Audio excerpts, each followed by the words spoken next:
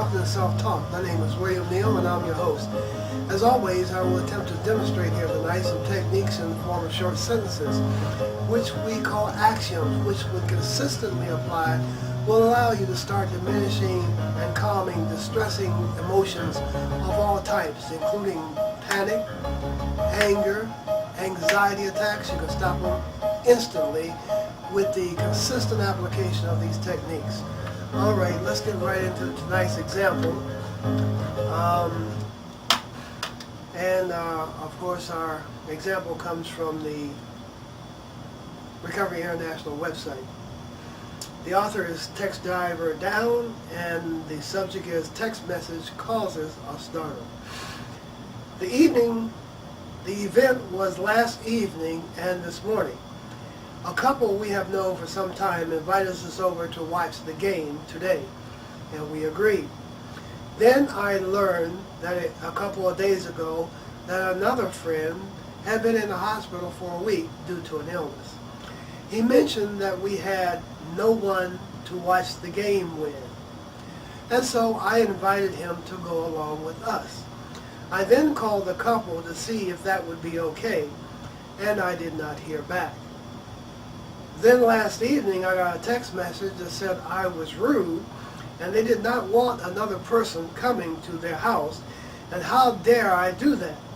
What was wrong with me? And on and on. And that's when I began to work myself up. Now, the next stage, my symptoms are racing thoughts, fearful temper in the form of self-blame, angry temper, directed at the people that sent the text message, and lowered feelings. Now he applies the axioms, which are rules for directing our behavior so that we can calm the distressing emotions. I spot that this is this person's average, meaning that this person frequently has angry outbursts. I spot fearful temper in the form of self-blame. This is a threat to the social personality. Right away, he sees disapproval from the friends that invite him to watch the game, and he feels threatened, attacked, a fear of what they will think of him because of the situation. Review and preview. I keep rerunning the event over and over in my head. Self-explanatory. I suffered a startle, and I am entitled to my initial reaction. So we don't blame ourselves for feeling the initial reaction of fear, anger, apprehension, sadness, guilt, or whatever emotion is our initial reaction. But we are responsible after that initial reaction sets in to apply the method and diminish the distressing symptoms, to work ourselves down rather than continue to work ourselves up. I have the courage to make a mistake. I thought it would be fine to have one more person at the party. Now this is sabotage, which I will discuss a little bit later. But at this moment I would just say, although Text Driver Down thought it would be fine to have another person at the party, it wasn't his decision to make without the approval or the authority of the people who invited him to the party. I am endorsing for being group-minded. I was looking out for a lonely guy getting out of the hospital with no one to care for him. Rationalizing behavior. Now Dr. Lowe says condoning the behavior, justifying that he had a right to engage in the behavior that he engaged in, which was actually sabotage. Sabotage is those actions, mental or physical, that we indulge in that increase, intensify, and exacerbate the distressing emotions that we're already having, or that will initiate distressing emotions. We already have an experience and we know not to engage in certain behaviors, because if we do, we're going to start working ourselves up and feeling anger, fear, guilt, self-accusation, blame, a whole host of emotions that will be distressing. However, we engage in that behavior anyway, mainly because it feels good. When we indulge in anger, it allows us to blow off steam, and then we feel righteously indignant because we feel that we were justified in telling that person off or blowing off steam. And in fact, this is condoning sabotage to our mental health. Outer environment can be rude, crude, and indifferent without meaning to be. Example, the people sent him a text message and took him to task for his inappropriate behavior. Now this action right here reminds us that oftentimes the environment can be rude, crude, and indifferent, but it's not attacking us per se or personally.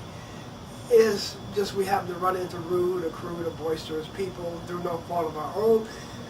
Forewarned is forearmed. We should expect this, and it won't have such devastating effects and start to work up on our fear or our anger. To know is to not know. I have no idea. Well, the one thing we do know in a situation is that we don't know what the other people are thinking. We don't know their motivations.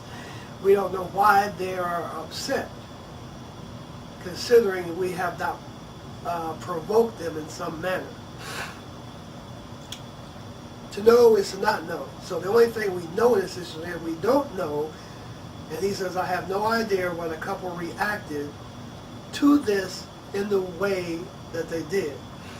Well, I can't help but comment that this is self-denial. Oftentimes when we're suffering from stress, nervous symptoms, we blame ourselves and we criticize and put ourselves down so much. We accuse ourselves of not living up to a standard, of not being like other people. Oh, why aren't I more outgoing? Why can't I, be comfortable at this social function? I'll never be confident. See, we're engaging in what Dr. Lowe calls our favorite form of self-torture, putting ourselves down. Well, this leads to feeling of helplessness, hopelessness, incompetence, low self-esteem.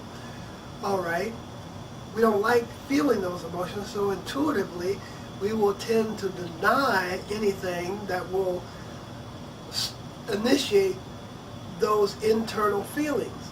So we will blind spot our own behavior, and we will blame what is happening on the external environment, the people, places, and things. We will blind spot our behavior, and that leaves us innocent. So we don't know why the people out there are upset with us, or why they're taking us to task for some behavior. Well, after all, it wasn't my fault. And this is a way of avoiding the distressing internal feelings. But we will still get worked up into anger or fear, but we resolve this by remaining blameless. Well, this is a Band-Aid method at best, and we have to keep repeating it over and over and over. So basically, if you carry this to its conclusion, you have a person walking around oblivious to their effect on other people. And this is no way to navigate or motivate our way through society. We should know what is going on around us and why it's happening. Well, not to wear this phrase out, but with the consistent application of these techniques, you will gain insight as you diminish your fear and anger and are experiencing more and more minutes, hours, days in a lucid state or objective state where your decisions and your input or observation of what is going on in the external environment is not colored and overlaid with fear and anger and guilt and self-pity, and you can actually see what is really going on rather than what you imagine is going on, colored and overlaid with fear, anxiety, and or anger. So my advice to the tech diver down is to sit down, become objective, and try to figure out why the couple acted the way they did. This is a triviality compared to our mental health, and this reminds us that the bane of having nervous symptoms or suffering from stress is we don't know typically what is and what is not an emergency. So this is a triviality. We reduce everything to a triviality because if it's not life or health, most things in the daily routine, 95%, are trivialities, and they should be treated as such. So this reminds us not everything is emergency. We don't have to get worked up over it. Security lies within, not in people, places, or things. All right, security, this is a good spot. I would add to that and say security lies in using a method, exchanging insecure thoughts and replacing them with secure thoughts. See, a thought produced it and a thought can drop it. Any emotion that we experience or nuance, joy,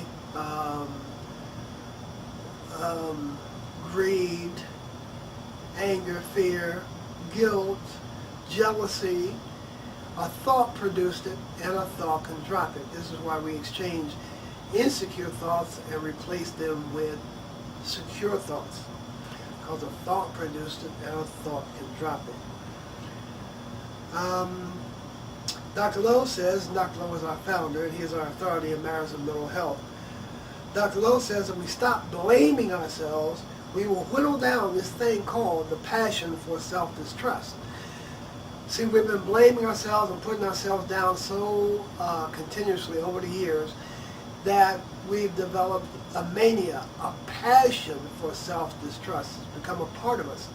It's all we know, and we will feel naked without it. So this is why it's called a passion, almost an obsession for putting ourselves down, feeling guilt, blaming ourselves, accusing ourselves, being very intolerant, holding ourselves to an impossible standard of perfection. We don't want to be like normal people and average. We want to be superior.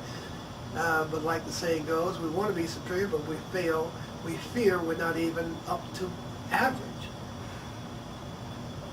I am endorsing for the effort for putting in this example and using the tools. Yeah, give yourself a pat on the back for the effort, not necessarily for the outcome.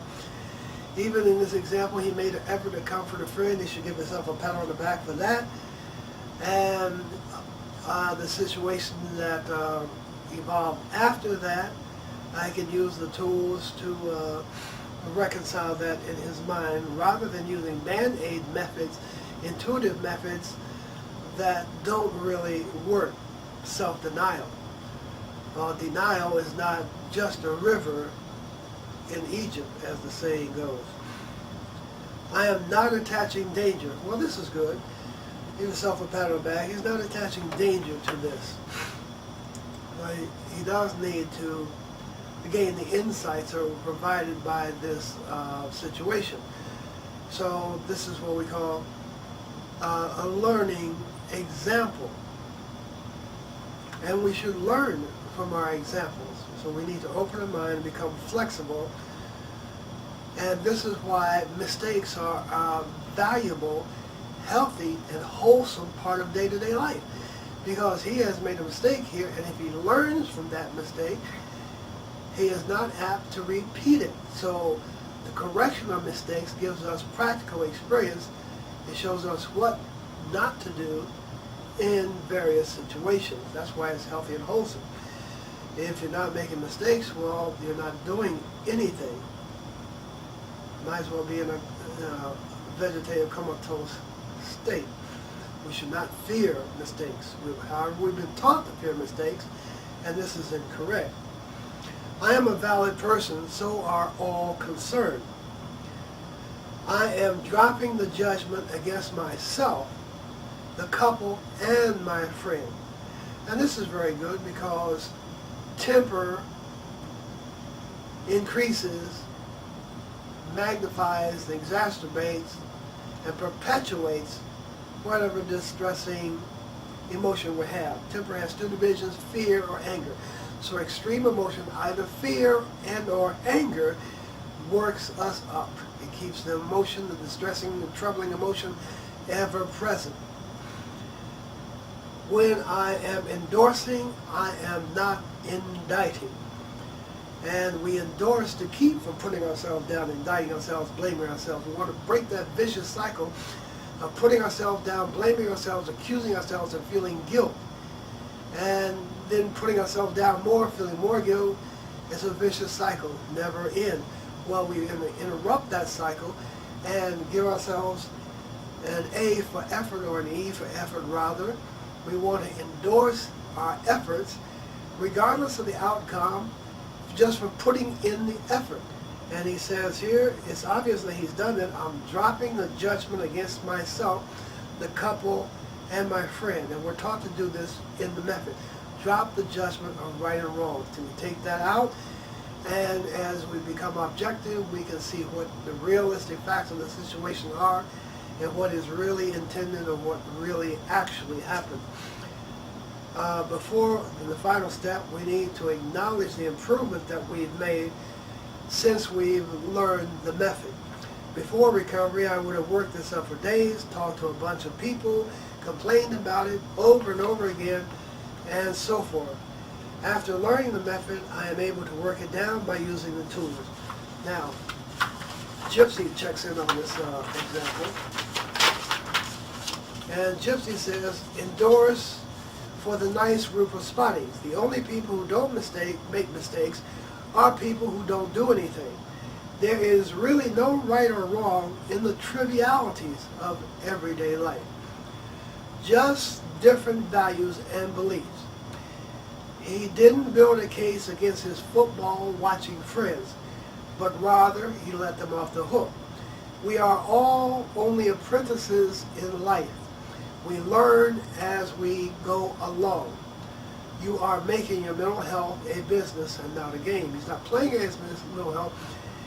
He is working at it diligently and persistently and consistently.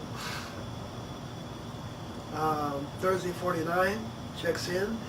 There's much to self-endorse for in this example. For instance, the writer had the courage to make a mistake in the trivialities of everyday life. Mistakes are a natural, wholesome, and even desirable part of life.